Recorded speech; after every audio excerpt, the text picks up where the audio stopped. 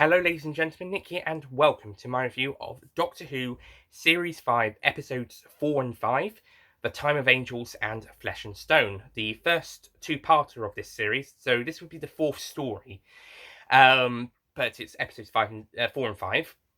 So, in this story, the Doctor and Amy are in a museum for the Doctor to keep score with history, and they discover this box thing like a black box in a plane, but this one tells what happened in after a spaceship called the Byzantium has crashed into a temple made by these creatures known as the Alpines. And on it is a message, "Hello, sweetie," written in Old High Gallifreyan, written by, of course, Professor. Oh, sorry, hang on, she's not a professor just yet. Doctor River Song.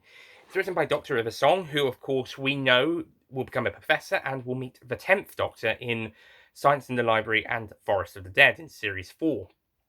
And the Doctor is obviously not really that willing to find out about her just yet, after the events of that story. He's not quite willing to find out much more about her, but unfortunately for him, he's thrust into an adventure with her.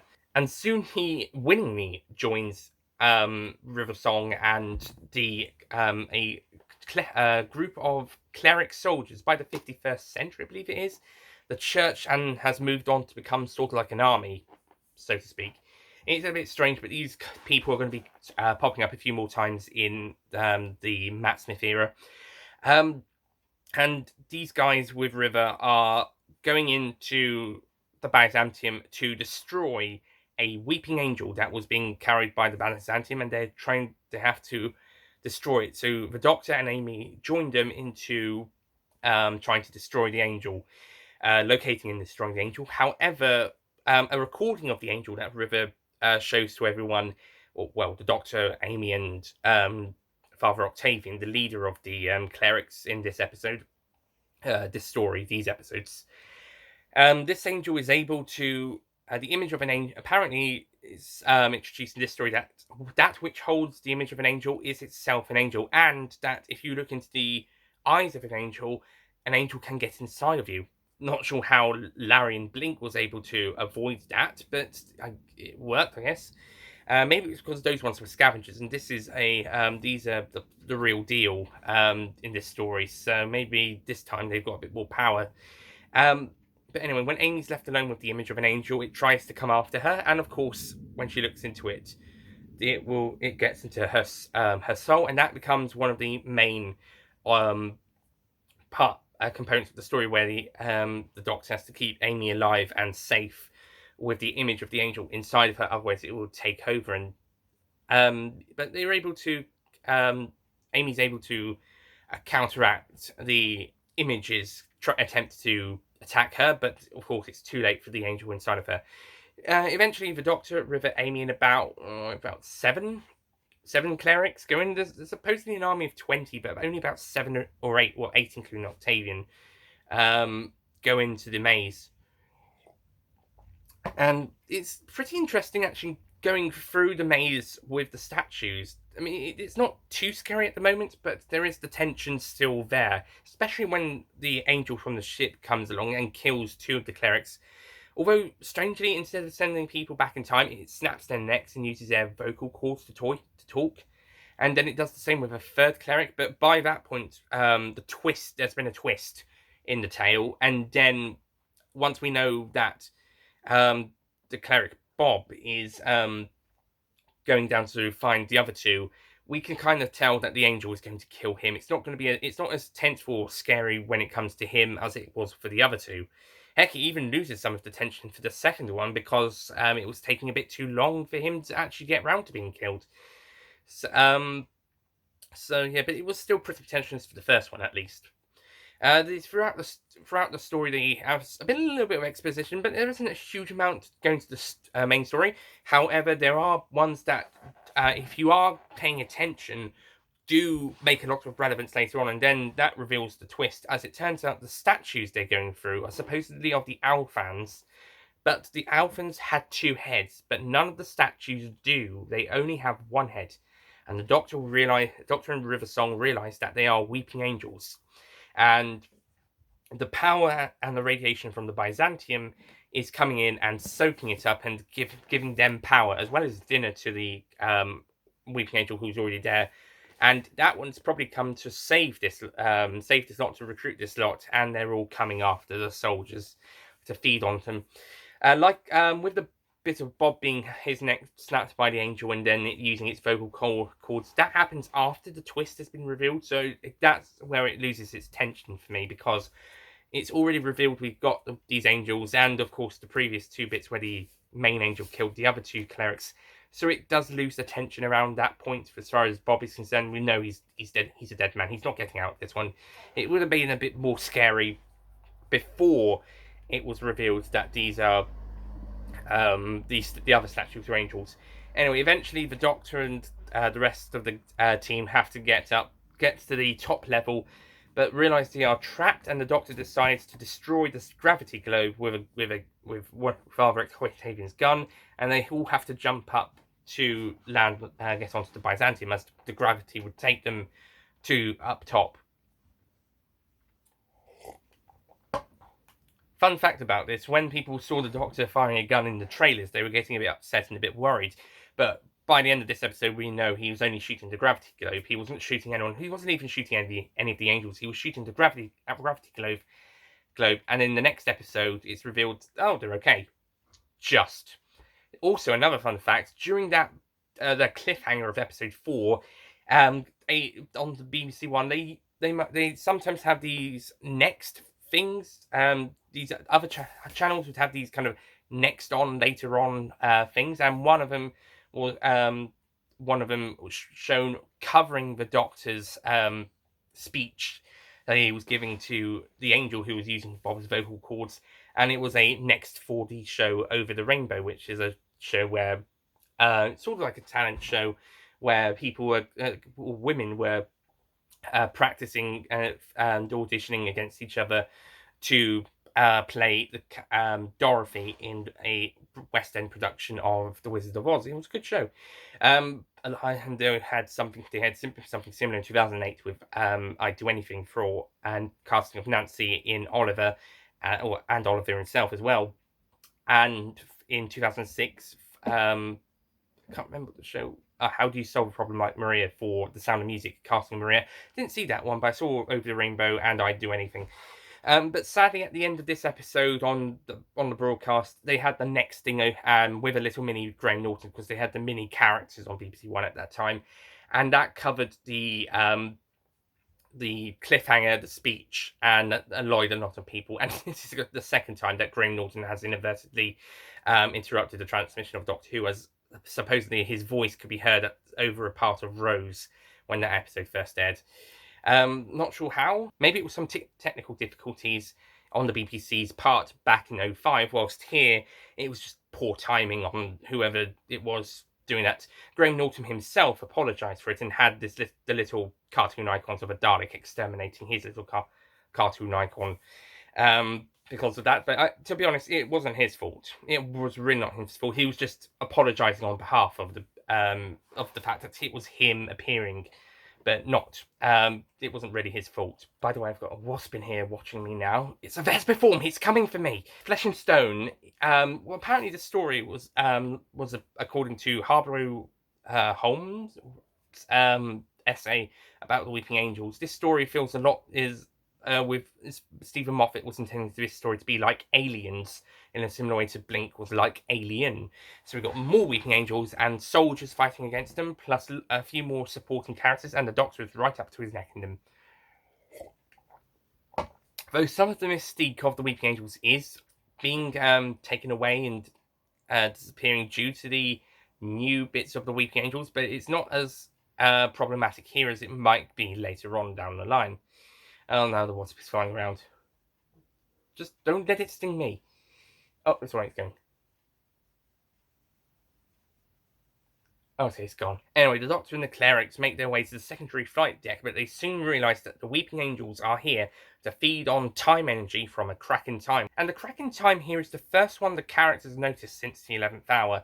There has been a crack in time in The Beast Below, which nobody noticed, and a crack in time in Victory of the Daleks, both which was hidden behind the TARDIS.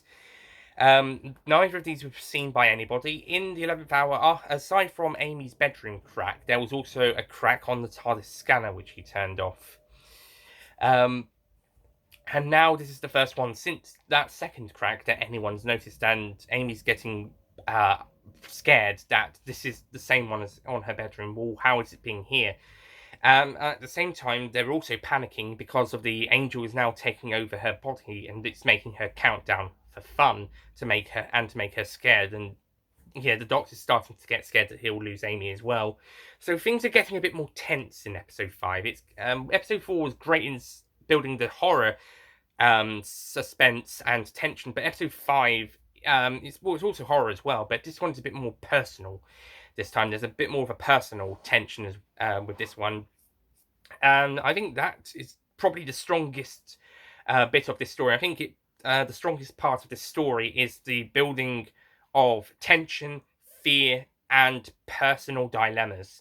And I think that works really well with this one. And the character emotions are great, especially when Matt Smith just loses it.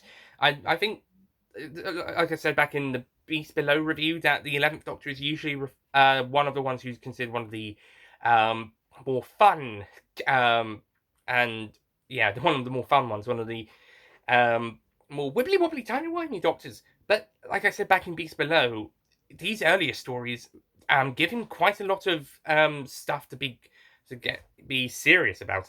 He's very serious. He gets angry quite easily. He definitely snaps at his companions or his friends when they do something wrong, or even when they make a joke. In the case of Victory of the Daleks, and yeah, I think it definitely comes to a head here when it's a personal reason.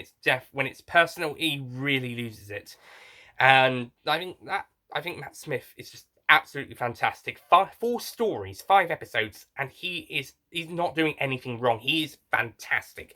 And similarly, I think the 11th Doctor himself is just absolutely fantastic. Actually, I think he doesn't do anything wrong. Well, in terms of a performance, he accidentally broke his sonic screwdriver in some of the TARDIS controls. But apart from that, he's doing nothing wrong in terms of a performance. He's just fantastic, and he's a delight to see on screen every time. Similarly, Karen Gillan is selling the fear to me. I think she is being absolutely genuine, and this is definitely her best performance so far in the series. Although, will there be better performances later on? Maybe, possibly in The Girl Who Waited, in the next series. Amy's Choice 2 would also have well, at this point in time, it's her best performance so far, and I think it might also be Matt Smith's as well. Come to honest, it was only their second story that they recorded, and yet it's probably the best performances so far.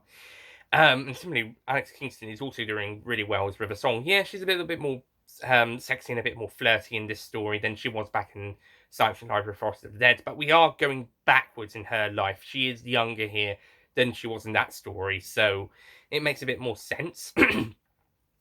Anyway, so throughout the story, the Doctor and River and Octavian have to make it to the primary flight deck, so Amy's left with the clerics, but the crack in time is absorbing them when they go and have a look, and the Doctor has to get Amy to him. Sadly, Octavian is killed by a weeping angel, and eventually the Doctor, River, and Amy have to stop the angels before they get to them, and before the crack in time arrives. And yeah, this one, like I said, it's building up the tension really well, and does a really great job.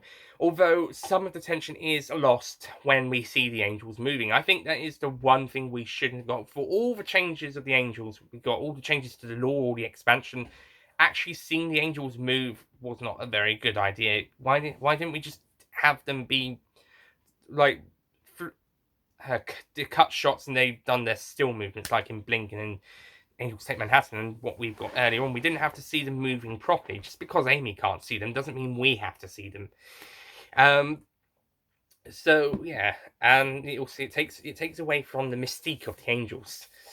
Eventually, the Doctor has them sent flying into the crack in time, which would be able to destroy it. They were running away from it after realizing, bad idea. It's now we need Doctor to throw himself into the crack in order to close it, and we'll be safe. But the Doctor decides to throw them all in instead, which does the job. And that ends the story. But we also discover that River Song had killed a very good man that Father Octavian was very reluctant to mention.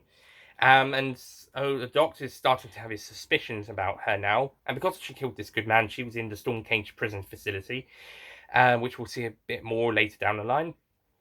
And at the very end, she has to go back, but hopefully this time she's earned herself enough to be a pardon, as the ending of the Wedding River Song says.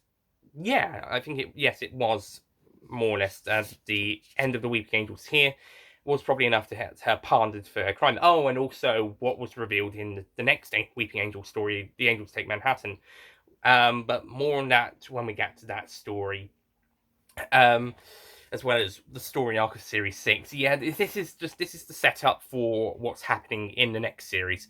But we've still got the story arc of this series to do, which is also just as important, because this one, like the River Song story, affects the 11th Doctor's era in a big way. And also at the very end, Amy tries to get off the Doctor because she kind of got the hots for him. But at the same time, she's telling him that she's getting married to Rory, and he realizes that now that she's trying to come on to him, he now needs to fix that, and he has to bring Rory along with them so that they can sort out their relationship before they get married. I also have to quickly say, before Rory we see Rory again, I did say he was bumbling in the 11th Hour review. I think I said the wrong word. He wasn't bumbling, he was, sort of. Yeah, I mean, I'm not quite sure how to describe him. He was like nervous character, I guess. Not too nervous. Maybe a little bit bumbling, but not too much. I don't know.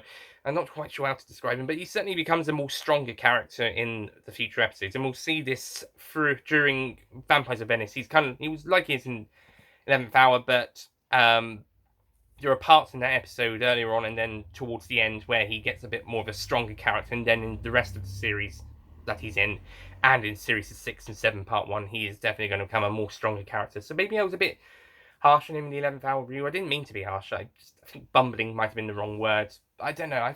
I'm not quite sure how to describe Rory in the 11th Hour. But yeah, but I think maybe bumbling was the wrong word. So I apologise for that. But he's definitely going to become a stronger character from the next episode. A few of his traits from earlier on are going to pop up, but he's going to become stronger as we go along. So, Time of Angels and Flesh and Stone. I think this is a great horror story with great tension. Maybe the stuff with the Weeping Angels, with the lore and everything, it's a bit of a mixed bag, double-edged sword, everything, and it's really a bad idea to actually see them move, even if the characters don't see it. But I think the building and the tension works really well. I think the setup is pretty great, and I think the stuff around River Song is actually working for this story, and we're getting to start the mystery for her that will continue until the end of Series 6. And I think it's all setting it up really nicely. These are honestly good setups, signs for the rest of the series, as well as the realization that time can be unwritten as well as rewritten. And I think at this point, Stephen Moffat actually has an idea of what he's going to do. Although that could be disputed later on, but at this point, it looks like he's got a plan. He looks like he's setting all these ideas up, and this story certainly feels like a good setup, whilst also telling a good story in its own right, and it has some great horror moments. Some of the tension is lost in places like in the first half, the first episode, episode 4. Having the Weeping Angel killing the first cleric, tension builds there, some great tension. When it comes to the second cleric, also some great tension there, but it's starting to die down when it takes him a while. And then when Bob goes over to be killed, we've already had the twist of the episode, and we already know that this angel was coming to get him. But I still think the tension was built really well. And then in the second episode, episode 5, again, it was the whole thing with the angels moving. That was where the tension was lost. So yeah, but apart from that, this episode is really great in terms of building tension and building horror and suspense, telling a great story, setting up future events that may or may not pay off well. We'll see when we get to them. But certainly for this story, this certainly got some good setups, some interesting and likeable side characters, and overall a good story and pretty entertaining. And once again, great direction from Adam Smith. So I'll be giving The Time of Angels and Flesh and Stone an 8 out of 10.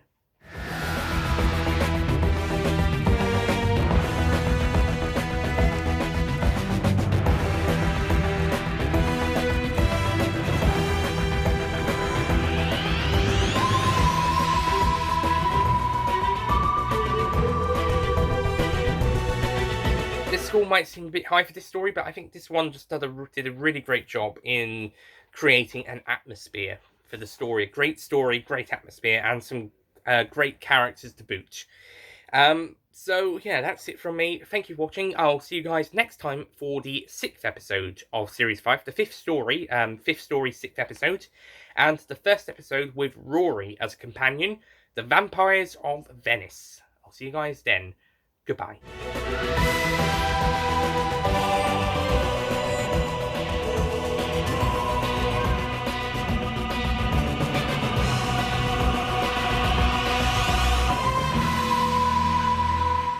Don't forget to click below to subscribe to the official Nicholas Payne Retro YouTube channel.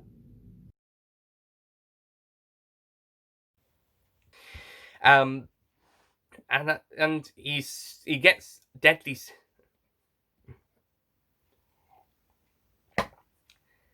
Not sure why, but maybe it was some technical difficulties. I think we can all, but I think we all know it wasn't really his fault. Anyway, okay.